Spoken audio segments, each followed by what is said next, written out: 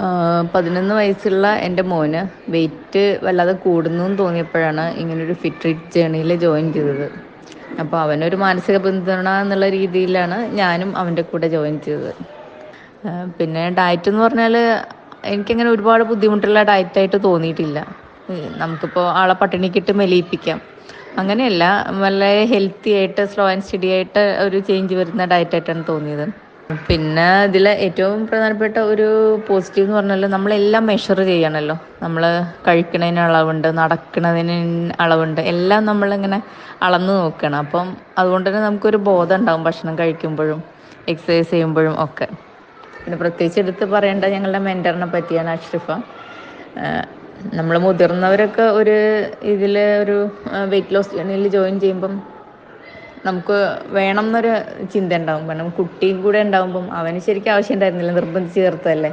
പക്ഷേ ക്ഷമയോടെ അവനെ മോട്ടിവേറ്റ് ചെയ്ത് അവനെ ഒരു ട്രാക്കിലേക്ക് കൊണ്ടുവരാൻ അഷ്റഫക്ക് പറ്റി. അപ്പോൾ ചില ഭക്ഷണം അവന് ഇഷ്ടമല്ല എന്ന് പറയുകയാണെങ്കിൽ അതിന് ഓൾട്ടർനേറ്റീവ്സ് കൊടുത്തിരുന്നു.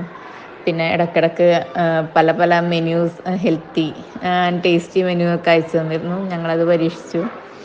അപ്പം ഒക്കെ വളരെ നന്നായി. ഈ ഒരു മാസം കഴിഞ്ഞു പോയി.